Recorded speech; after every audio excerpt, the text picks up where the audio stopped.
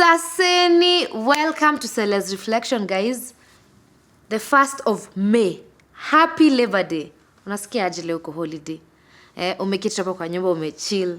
Najua ungetamani sana hii holiday ikuwe Friday, ndio ushikanishe Saturday, Sunday, but still aka nika midweek reliever, which is still nice. So, welcome to Celes Reflection, and today being the month of May, I don't know if you know this, but in this month of May, the entire month, I don't know which specific date, but the entire month, we celebrate we create more awareness on preeclampsia. Sijui kama ushaisikia hiyo. Especially for expectant women, it's something that happens to majorly expectant women. Before niongee sana, I have a guest who is going to share her journey on how her journey was during expectancy, how she conquered it, how it was. So maybe ukikunywa breakfast yako pevuja, najua saa 5 kuna baridi, please tune in and listen to Ashley. Ashley, we've met before, right? Yes, we've definitely met before. You looked familiar. Sasa ndio nimejua ni wapi. Now I remember. Yeah. It wasn't in a bad place though. No. Karibu sana. Thank you so much. Feel free, introduce yourself. My name is Ashley. I am a mom of 3. I am a marketing and communications consultant, and I also run Zurin Zilani Foundation, which is a non-profit organization that deals with maternal and newborn health with a keen interest on hypertensive disorders in pregnancy, premature birth, and infant loss. So all this came from your experience, or it's something you are? Yes. So why are you from smiling? my own experience, from my own personal experience. So I got pregnant 2017, my first baby, and the pregnancy was just okay until the 6th month when I started now feeling a bit funny. You know, unajua mtu akiwa na ball kuna venye unafuranga and everything, but you take it as a normal sign because I mean ukiwa na ball it's normal, yeah. But the swelling was a bit not nice, yeah. So and I started feeling like funny, like nausea, like really bad. And I remember there's a birthday we went for my friend who's a gynecologist, and Aka mentioned, hey Ashley, I think you need to get checked if your blood pressure, because when I was going for the clinics, it was a clinic near where I stay, and there wasn't really much going on. So they didn't take your blood pressure every clinic? No, not every clinic. I didn't get my pressure checked. So nilikuwa naenda naona tu daktari naingia, and then we are cultured in a way that you don't question the doctor, you don't ask kenye daktari anakuambia, you follow to the T. Kama unajua rudi ujitibu. Yes. So I didn't really, because pregnancy, I think it's such a blissful moment. You don't think of it as much. You just go, get pregnant, deliver blissfully. But that was not the case for me. So I felt bad. I went to this hospital, and then they told me, we have to deliver the baby at 26 weeks. I was like, wait, you guys are not serious.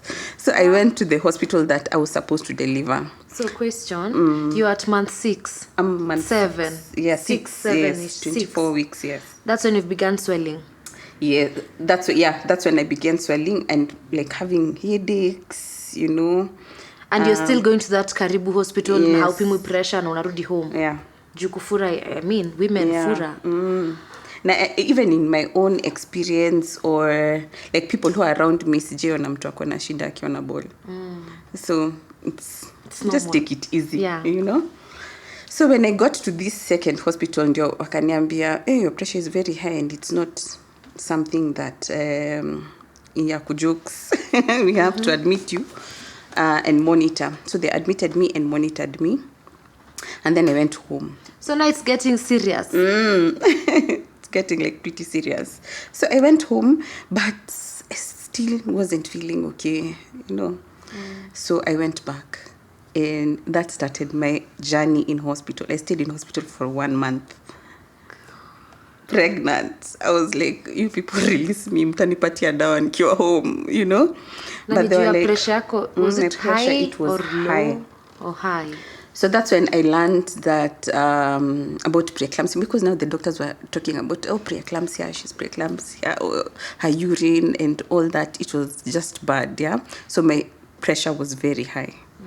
And they were trying to manage the pressure so that I can have a healthy baby and deliver the baby safely. But the more the baby is inside, the more things are getting worse, yeah.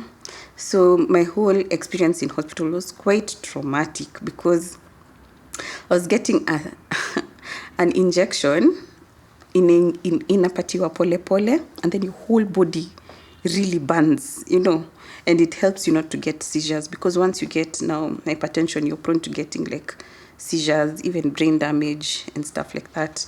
So just to protect me, yeah. So it was such a difficult journey, that whole 1 month, Month 7, yote from 24 weeks to 30 weeks I was in hospital. So they tried to manage the situation, but it was not getting any better. So they had to deliver. At 30 weeks, they had to deliver me, because at that point now my organs had started to fail. Yeah, my kidney, my liver, they were now really affected. So they had to remove the baby. So they removed the baby 30 weeks, March 8th, at 1.2 kgs. Aki alikuwa mdogo, like a very small baby. She was put in like a paper bag, polythene thing with all those things to wherever. Like that was the only option they had for a safe mom and a safe baby. To save my life, yeah, and the life of the baby, yeah. So getting the baby prematurely. Well, I have always known I'm a premature baby, like I am. I was born 2 kgs at 8 months. But I didn't understand how that is, until I personally experienced it myself. So she was quite tiny. I was with my hubby in the cesarean room. So yeye ndo alipiga picha and shared with me how the baby looked like. But I wasn't able to see my baby. Now she's 7 years, 6. It's 7. 6, because it was 2018. So after that, now the baby had to stay in NICU, which is the neonatal intensive care unit. And she experienced a lot of challenges while in NICU. She even had high blood pressure. She had like swelling. Her body would swell so bad. And then she was only able to feed on my breast milk for like 10 days. The rest of the days she wasn't. And unfortunately, on April 25th, she passed on. Oh no. And I remember going to the hospital that day. The previous day, she had an episode, and her oxygen levels zilienda paka 0. Like I saw my baby flatline live. And tuko na nurses, so nurses wamerush, wamejaribu kumresuscitate, to bring her back and everything. And I was just there staring and looking at what they're doing to my baby. And I was like, God, unaweza niacha ni experience kitu kai, like me watching all these things happening. So they had to intubate her and everything. And that night when I went home, niliambia my hubby, because my hubby was not around. He came later on. I told my hubby, we need to go to church.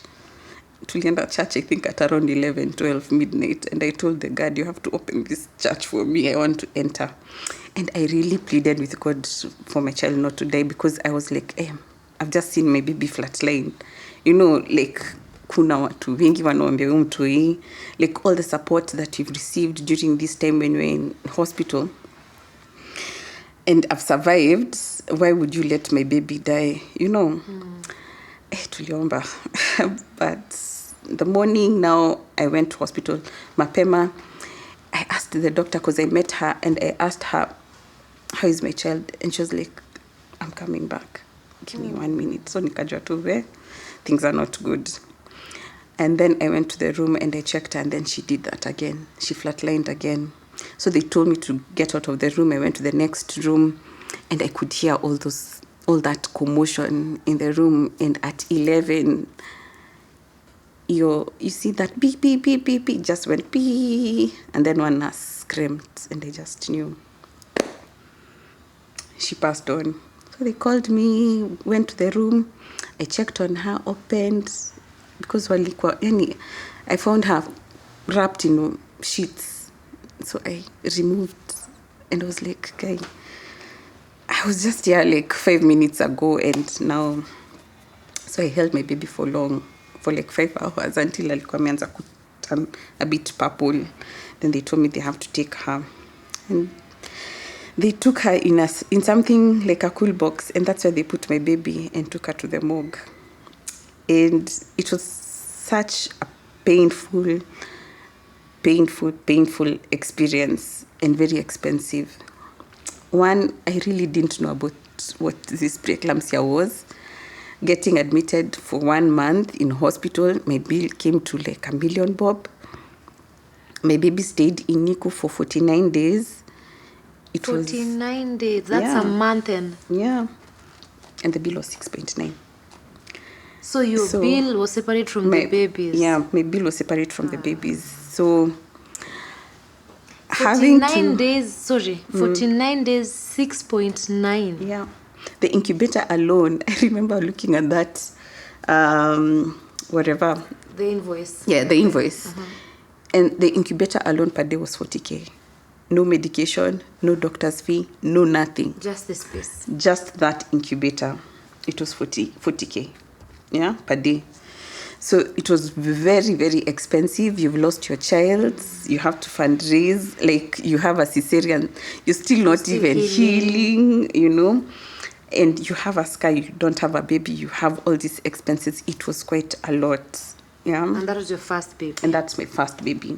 And I looked at the women who were there with me in NICU.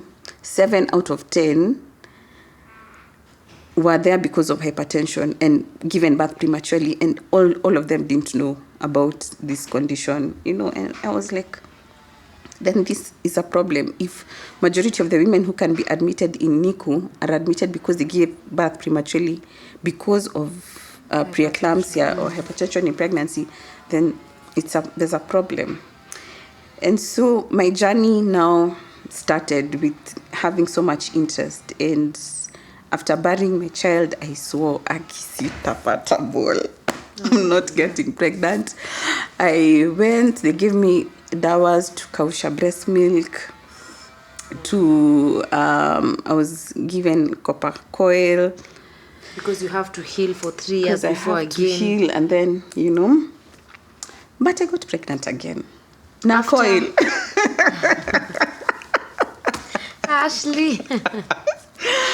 So after the period that they give the CS women, like 3 years, before the 3 years, like, when did you get pregnant? Sorry. So I got pregnant 4-5 months post delivery. Wow. Yes. Wow. Even the scar hadn't healed, like, completely. The scar hadn't healed.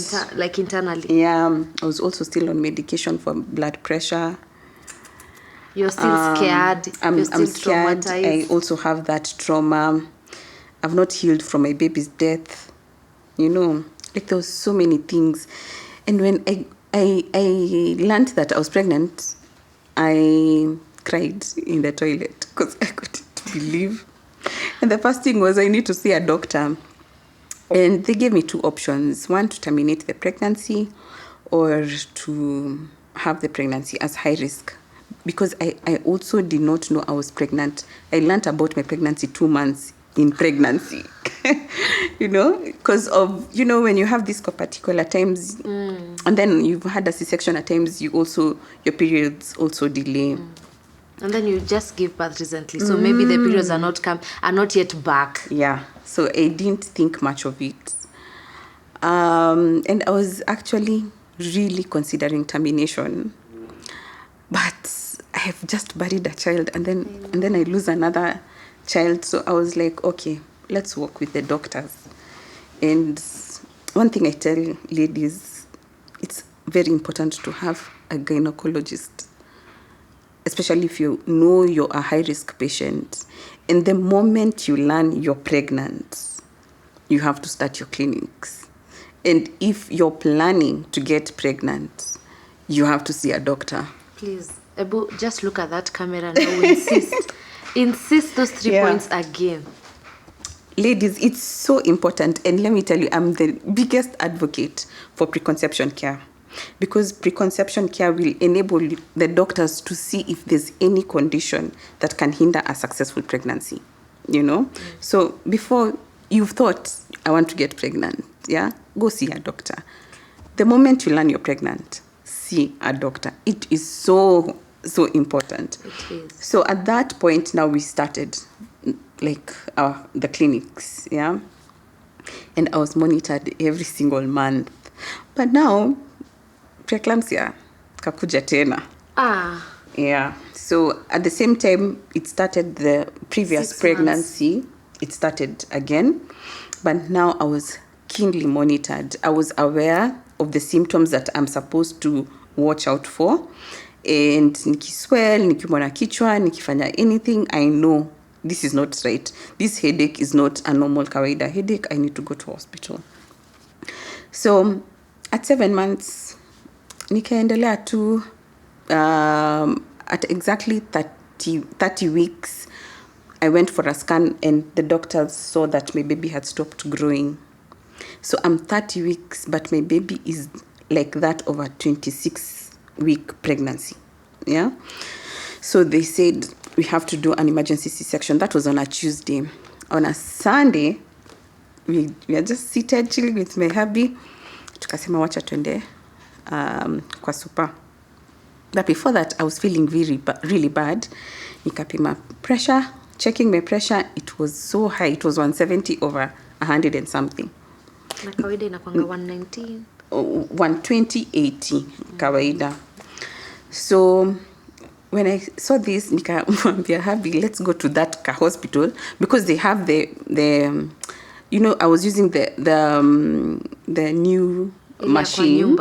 Yeah, but they have the manual one, which can be a bit accurate in my thought. So we went to that hospital, but when we were in the car, I felt as if I'm peeing. So nikamwambia, guy, I think maybe maji may break or something. And he's like, it can't happen. When we reached that hospital, I stepped out of the car and I looked down. I was bleeding, like seriously bleeding. Went to the hospital, they raised the alarm. They took me to where the theater was. Uzuri, I have a doctor. Yeah, so we called the doctor. The doctor was not even around. He was in Mombasa. But at least I had 2 doctors on call. So he called, my hubby called the doctor, told him what's happening. Now my doctor is talking to the resident doctor in this hospital, giving instructions on what to do. Give me first aid, put me on an ambulance, take me to where I'm supposed to deliver.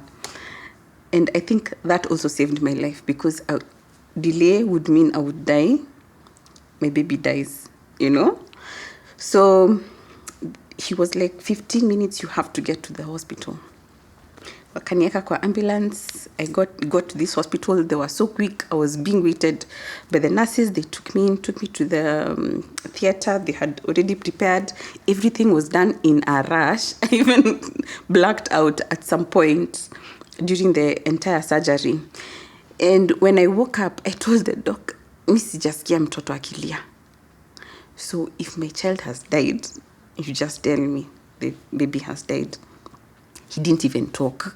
Like, nurses, hakuna mtu alikuwa ananiongelesha, because it was such an emergency. I'm just hearing the nurses say, she's gushing a lot of blood. She's gushing a lot of blood. Me, I'm scared and everything. And I was like, even when I was in the ambulance, when the guy was checking the baby, he was like, the heartbeat is going down, We don't want to lose the baby. So they removed the baby. I gave birth to Amani at 975 grams. She was not even a kilo. And at 7 months, pregnant. And she's my rainbow baby. She survived. Oh, wow. She's 5. She turned 5 in January. And from there, like, I just felt, there are things that happen in your life that you feel, this is like maybe a passion or a purpose. Because hadn't it happened to me, I wouldn't even have started this organization to help. Did they put her in the NICU? They Sorry. did. She born in 75 grams, went to NICU instead. We actually stayed in NICU for 3 months. 3 whole months. Kumbuka, the previous year, 6.9. 49 days. But this time around, she actually spent, in NICU, she spent 1 week. And then now we went to NHDU, which was a bit better. It's not like NICU, which is so scary. But still, it was scary because she had like 3 blood transfusions. It was a bit challenging with feeding. She was, let me tell you, indeed, she was so small. Me, ata sikuwa nataka kumbeba because nilikuwa na feel I can do something, you know. And even when we were going through that journey with my hubby, we didn't want to invest our time in money because we felt this baby is so tiny to survive. Tinier than the other one. Tinier than the other one. Well, the other one was 1.2 kgs, but ulikuwa unaweza ona kama inaona kidogo, like you could see, but her, she was so tiny. Her diaper was half the size of my, like I should have carried for you, like half the size of my phone. So we really didn't want to attach until like our pediatrician alikuwa anatuambia baby ni mtoto, kangaroo, it's okay, this baby is going to survive. She was not even on oxygen. Imagine at 975 grams. Ana breathe, lungs zilikuwa ziko sawa. Imagine zilikuwa sawa. Because I also got the jabs to mature the lungs of the baby. Okay. Yeah. Before I gave birth. So she was perfectly doing well, you know. And at 1 week, akadischargiwa, tukaenda chini. And we started our 3-month journey in that hospital. For 3 months. For 3 months, in and out. You've done your CS, you have to go wake up, go breastfeed, go do all those express. She would breastfeed? She wouldn't breastfeed. She had like an NG tube to feed the baby. How is she right now, weight? Weight, she's small. Okay. She's not the size of a 5-year-old. Yeah. But she has achieved all her milestones. Yeah, that's what now the doctors say, okay, has she achieved this? Has she done this? She's doing well in school. She's articulate. She's doing everything a 5-year-old would do, but she's small. She looks like maybe 3-year-old, but she's 5. Yeah. So after all this, the 2 experiences, now it happened with the first baby. It happened with the second one. What about the third one? Was it the same? The third one was actually the best experience because the third one I even had a baby shower. Oh, wow, you had time for a baby shower. I've never even had a baby shower for all that and just celebrate my pregnancy. But I started having hypertension at around 32 weeks. But it was managed and I gave birth at 35 weeks. Even her, I really, like, I bleeded a lot. But it was at least the best because I gave birth at 2.3 kgs, which was wonderful. And she was at full term? She was 8 months. Yeah. 8 months, yeah. Wow. Hey, Ashley, let me just say you're a very strong woman. Umenipigia your story and look like, oh, no, I did not expect this. I did not expect that such it's a twist. But now that you are an advocate on high blood pressure, preeclampsia, some of the symptoms, like you said, kuna kichwa tu ikikuuma saa hii, you're like, please, hii si kichwa ya kawaida. So maybe just to share some of the symptoms. Yeah. Mse asikae tu. Now, I love that you said the moment you realize you're pregnant, please go see a gyna. Yeah. Because most of us ladies, because nitaanza kuwa na doki nikikaribia kwenda kuzaa. And it's bad. It is bad. It's bad. Because let me tell you, there are so many things, like we say, preventable deaths, preventable issues even with your child. You know, wonika scan ni issue ya kuenda hosi, kuenda kuangaliwa. Me, I know people who go 7 months ndio wanaanza clinic. I also have a friend, but yeye aliniambianga alishtukia akiwa month 5 ako pregnant na akapuuza. akasema nitaingia 7 months. Like you can be lucky, but pia tusika ile out of ignorance. Ikuangia ati I lost my baby because nilikaa tu nikingojea 7 months. Yeah, cause me I think I'm a kaoga. I'm very kaoga. So maybe the moment at 2 weeks gaina. And that's the best thing, imagine. That's the best thing, and a lot of people don't know that. That's the right way to go.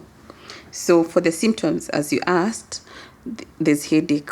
You know, kuna headache unaweza umwa, ukunywe dawa uko sawa, but headache that is not even responding to medication, that's bad. There's also the swelling on your hands, your feet, your face, abnormal swelling, you know, and you will tell, like, umeanza tu kufura all of a sudden. It's happening, you're feeling like nausea, like you want to vomit. At times you feel pain over here on your right side. At times it can feel like acidity, but really, it's not acidity. Yeah, and there are some risk factors, like being a first-time mom.